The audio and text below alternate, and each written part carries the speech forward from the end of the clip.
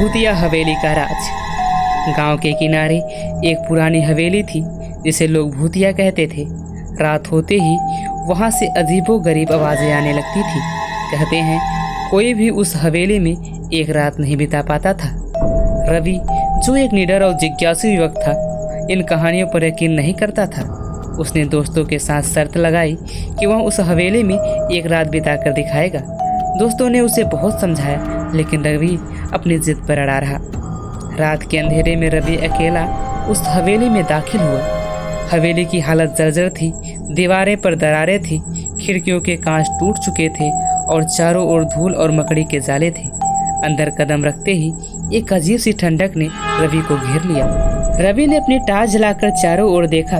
अचानक उसे लगा कि कोई उसकी ओर देख रहा है, पर पीछे मुड़कर देखने पर वहां कोई नहीं था।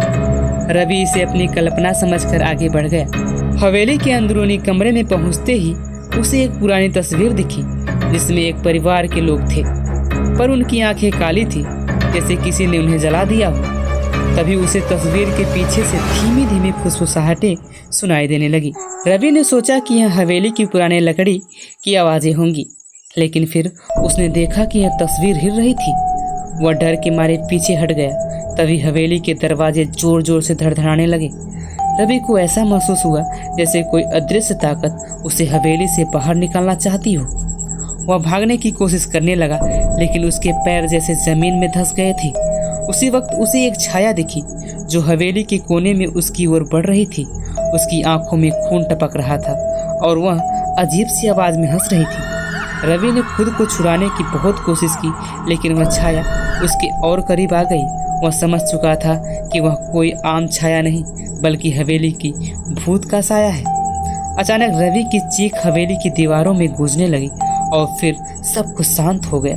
अगली सुबह दोस्तों ने रवि को हवेली के बाहर बेहोश पाया। उसे होश में लाकर पूछा गया, पर रवि कुछ बोल न सका। उसकी आंखों में सिर्फ खौफ था और होठों पर बस एक ही शब्द था, वो आ रही है।